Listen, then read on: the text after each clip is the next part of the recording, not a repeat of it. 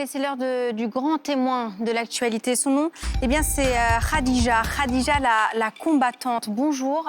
Bonjour. En 2017, vous avez porté plainte, vous, on est à la suite de ce sujet, au commissariat de Limoges contre votre conjoint pour acte de violence et de barbarie accompagné de viol. Oui. Seulement, c'est en septembre 2020 que vous apprenez dans le journal la tenue de votre procès, sans vous, vous n'avez pas été informé. Votre conjoint est donc condamné pour 8 ans et acquitté pour les faits de viol. Il ne fera pas appel. Comment d'abord est-il possible que vous n'ayez pas eu connaissance de la tenue de votre propre procès ? C'est ce que je me suis dit à l'instant même où j'ai reçu la notification, vous savez, sur mon téléphone. Parce que je tiens à le dire, en fait, j'ai appris mon propre procès dans la presse locale, en fait. J'étais assise chez moi, et puis je vois ouverture d'un procès aux assises. Donc j'ai su que c'était moi. Donc aussitôt, j'ai appelé en fait le parquet de Limoges directement. Donc je suis tombée sur la greffière. Donc suite à ça, du coup, j'ai su qu'on était en train de gérer ma vie, mon procès, sans moi en fait. Qu'est-ce qui s'est passé techniquement, en fait ? Une erreur de convocation, en fait, tout simplement. Pourtant, il faut savoir que tout au long de la procédure, 2 ans d'instruction, j'ai demandé la confrontation spontanée. On a fait quand même la reconstitution du pont, en fait. Il faut savoir quand même que j'ai été suspendue par-dessus un pont, quand même.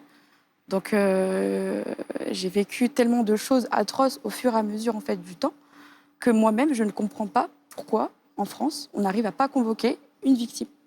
Alors pour protéger souvent les victimes, parce qu'on ne voudrait pas que le conjoint puisse retrouver son adresse, les convocations sont souvent envoyées à l'avocate. Vous, ça a été envoyé à l'ancien domicile. Résultat, ce procès, il s'est tenu sans vous et la justice française fait qu'en fait, vous n'avez pas le droit de faire appel, demander à ce que ce procès se retienne en votre présence parce que vous êtes persuadé que dans ce cas-là, il aurait été Bien sûr. condamné pour viol. Bien sûr, on parle d'un viol conjugal.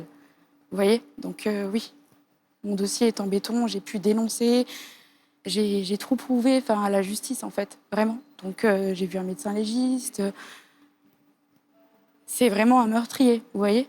C'est vraiment quelqu'un, j'étais son punching ball. Il passait son temps à se défouler sur moi. Je vais vous raconter une scène, si je peux me permettre. La serviette, voilà. En fait, il avait pris une serviette bleue de bain. Il avait découpé tout le long, en fait. Il m'avait étranglée avec. Vous imaginez, en fait ?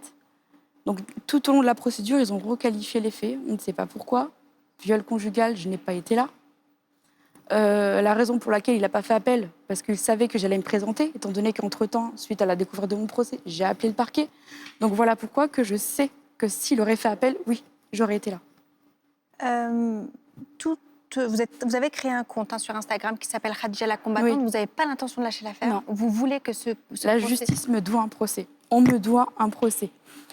Déjà, dès qu'on porte plainte, déjà, je suis maghrébine. Vous voyez ? C'est quelque chose de ouf. Vous voyez ce que je veux dire ? Non. Chez nous, c'est tabou. Déjà, chez nous, c'est tabou. On se remet très souvent à la fin. On se dit, c'est pas grave, t'es vivante, ça va aller. Vous voyez, moi, j'avais ce besoin de prouver d'une que j'étais pas folle, que j'étais sous emprise, qu'il m'a violée quand même et qu'il a voulu me tuer. Vous voyez, donc en fait, moi, j'ai tout fait en fait dans les règles. Vraiment, j'ai porté plainte. C'était le début de mon combat.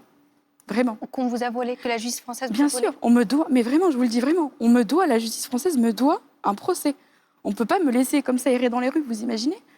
À chaque fois qu'on attend quelque chose dans la Cour de cassation, ils reconnaissent l'erreur. La Cour de cassation de Paris a reconnu l'erreur de convocation, mais on me dit, c'est pas grave, prenez vos dommages et intérêts. Vous imaginez ? C'est moi la criminelle, en fait. Non, je veux mon procès, en fait. On me doit un procès. Vous faites connaître votre combat et à chaque fois, comme aujourd'hui, vous arrivez masqué. Vous dites que... Parce que je suis une proie vivante. Je sais que moi, je vous sais êtes que... une proie vivante. Bien sûr. Je sais que Khalid, dans sa prison, il nourrit sa haine. Vous voyez ? Voilà, il y a quelques mois de ça, il a rencontré un expert psychiatre dans sa cellule où il dit verbalement qu'il avait encore des envies de meurtre à mon encontre. D'où le fait que je me dois de me battre pour moi, en fait, mais aussi pour les autres femmes. Vous voyez ? Parce que suite à la médiatisation, il y a beaucoup de femmes aussi qui s'ouvrent à moi, qui j'essaie d'aider au mieux que je peux. Vous voyez ? Donc je sais que moi, malheureusement, je ne vais pas mourir comme vous. Ouais, D'où le fait que je laisse des traces. J'ai tout intenté. J'ai contacté Marlène Schiappa. 2 courriers de sa part, soutien. Éric Dupond-Moretti. J'ai quand même eu le culot de l'appeler sur son téléphone portable personnel. Donc suite à ça, des députés de la France Insoumise, Mathilde Panot, a pris la parole en mon nom à l'Assemblée face à lui. Vous imaginez ? Alors, on va écouter la ministre Elisabeth Moreno. C'est la ministre déléguée à l'égalité femmes-hommes. Elle était l'invitée de nos confrères de France Info ce matin. Puis je vous demanderai votre réaction juste après. On l'écoute. Même si un féminicide est toujours un féminicide de trop, depuis 2006, les chiffres baissent. L'année dernière, on était à 102. Cette année, vous avez rappelé le chiffre. Donc, il faut quand même dire aux victimes que quand elles se manifestent, quand elles déposent plainte, elles sont accompagnées, elles sont suivies. Donc, les choses évoluent. Est-ce qu'elles évoluent aussi vite que nous le voudrions? Non. Je vois froncer les sourcils. Ah oui, là. Bah oui. J'ai porté plainte en 2017. On m'a jamais proposé aucun suivi. C'est-à-dire que suite à ma plainte, j'ai dû errer dans les rues. Donc le peu d'argent que j'avais de côté, j'allais voir des psychologues que je ne connaissais pas. On est en 2021. Je suis médiatisée depuis 1 an. Aucune association réelle m'aide d'une aide concrète. Je n'ai pas de suivi psychologique, encore moins psychiatrique. D'accord? Alors que je suis toujours en stress post-traumatique. Donc en fait, quand j'entends ce genre de choses, non, le début du combat d'une vraie victime, vous savez, c'est dès la porte du commissariat. C'est à ce moment-là, dès qu'on reçoit une femme ou un homme victime de quoi que ce soit, voilà, il faut vraiment un soutien. Vous voyez, il ne faut pas se dire, ben mince, l'avocat, je vais le payer. Vous voyez?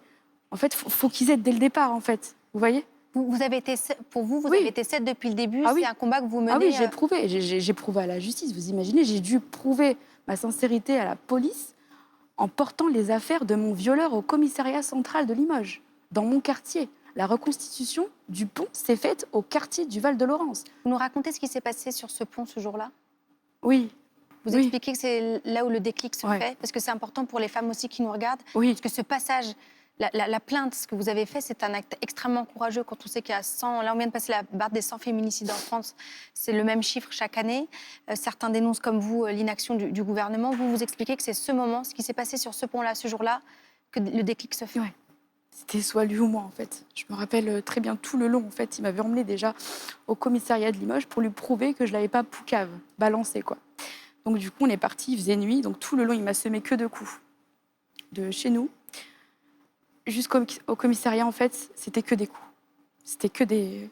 Lui, voilà, son truc, c'était de... Il me prenait comme ça. C'était des coups de... C'était des coups de genou. Faut savoir que j'ai dû manger à la paille.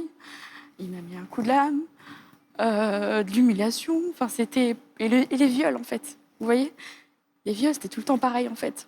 On avait le lit, comme ça. Il était là. Il me prenait comme ça de force. Et il m'étouffait, en fait, avec sa main. Et je disais non, Khalid, arrête. Et en fait, il disait je m'en fous, comme dirait ma mère. Vous voyez? C'est un psychopathe. Et après, suite à ça, quand il a su que je l'avais pas, qu'il pensait que je l'avais balancé, du coup, il m'emmenait par-dessus le pont, en fait. Et tout le long, c'était l'humiliation. On passait devant un autre quartier. Il me disait pour 50 €, je vais t'envoyer dans une tournante. Donc moi, j'étais là, je me suis dit waouh, c'est quoi ce truc, quoi? Vous voyez? La vue de mon sang l'excitait. Il y avait ses yeux qui s'écarquillaient. Donc après, vient le pont. Et là, j'ai rien vu venir, en fait. C'était tellement vite, en fait. En fait, c'était que des coups sur des coups, sur des coups, sur des coups. Je me voyais mon sang couler, je le goûtais avec mes lèvres. Je ramassais l'herbe pour m'essuyer avec, parce que je me suis dit, ça y est, Khadija, en fait, c'est ta fin, quoi. Vous voyez? Donc après, il y a eu le pont. Bim, en fait. Il était plus grand, plus costaud. Il m'a retourné sur le pont, il m'a tenu comme ça, il était à ma gauche. Et le truc le plus fou, vous savez c'est quoi? C'est qu'il me mordait en même temps. Il m'a mordu, donc même le médecin légiste a pu le constater. Donc c'est là en fait où j'ai su que ça y est, je vais mourir. Je me rappelle d'une chose, il faisait nuit, il y avait de l'herbe, je sentais le sang qui commençait à s'assécher et le bruit de l'eau. Voilà. Avant ce moment, vous vous avez dit que vous étiez sous emprise. Oui. Ça veut dire quoi? C'était quelqu'un, il masturbait la tête en fait. Il m'a imposé de ne pas m'épiler, mon sexe et mes jambes, alors que tout le temps il me menaçait au quotidien. J'ai été braquée, il mettait des coups de crosse. En fait, il mettait des coups de crosse. L'emprise, c'est le sentiment d'être toujours sous la menace, ou l'emprise, c'est avoir le sentiment d'être prisonnière? Parce qu'en fait, au début, je culpabilisais. Je me disais peut-être c'est ma faute, peut-être que c'est moi qui cherche et tout. En fait, non, pas du tout. Pas du tout, en fait. Vous voyez, c'était... Vous vous sentiez responsable de Oui. ce qui vous arrivait? J'essayais même de le comprendre parfois. Je me disais, mais pourquoi il fait ça? Je comprends pas. Enfin, mais en fait, non. Non. En fait, non, j'étais son punching ball, quoi. J'avais des bleus recto verso. J'avais les côtes fêlées. Enfin, Aujourd'hui, vous êtes en contact avec des victimes et aussi avec des anciennes victimes de votre propre ancien mari? Oui, 4. Des petites jeunes maghrébines, même profil que moi. Filles standard, basique, quoi. Après votre relation, avant? Du coup, avant quand on n'était pas Des histoires ensemble de et même violence déjà. après, parce qu'il faut savoir que jusqu'à maintenant, il exerce des pressions, en fait, pour que je puisse sympathiser avec certaines victimes, pour que je puisse les rencontrer sur Paris ou Limoges. Si vous aviez un message à faire passer au ministre de la Justice, quel est ce message? On me doit un procès. Je souhaiterais le rencontrer. Je pense qu'il est grand temps qu'on me considère. Vous voyez, je vis pas. C'est ça la réalité, en fait. Je ne vis pas, en fait. J'ai peur. J'ai peur. C'est pour ça que j'entends, en fait. Ça fait depuis 1 an, vous imaginez, que j'harcèle tout le monde, en fait, pour trouver une solution. On me doit un procès. Je veux retrouver ma dignité. Vous imaginez, j'ai dû prouver tout ça, même l'effort physique, sans me compter les aléas du quotidien. Mais vous imaginez pour qu'à la fin, je me manifeste et on me dit, madame, ben, c'est pas grave, prenez votre argent. Mais je vais faire quoi avec cet argent? Puis même, il faut qu'ils cessent d'assimiler les victimes aux dommages et intérêts. Vous voyez, je ne vais pas vivre en cavale, en fait. D'où le fait que maintenant, je veux mon procès. Effectivement, on a intenté de toute façon, Maître Rongier et moi-même, du coup, devant le Conseil supérieur de la magistrature, parce qu'il faut que chaque personne qui était à mon propre procès reconnaisse et assume leur faute. Vous voyez? Et après, effectivement, il y aura devant la Cour européenne et puis après, la responsabilité d'État. Mais là, dans l'immédiat, je veux rencontrer M. Eric. Mais vraiment, c'est viscéral, il faut qu'on me Éric trouve une solution. Dupond-Moretti. Je ne veux pas que, vous savez, là, on est en train de regarder, nous toutes, je ne veux pas qu'un jour, on me compte parmi eux.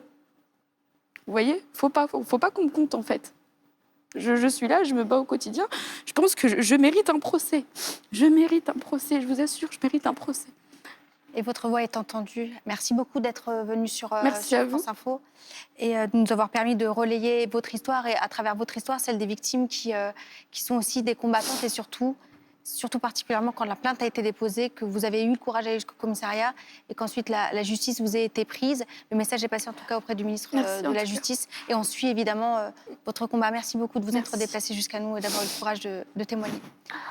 On reste ensemble, c'est la météo et on se retrouve pour une nouvelle édition. À tout de suite.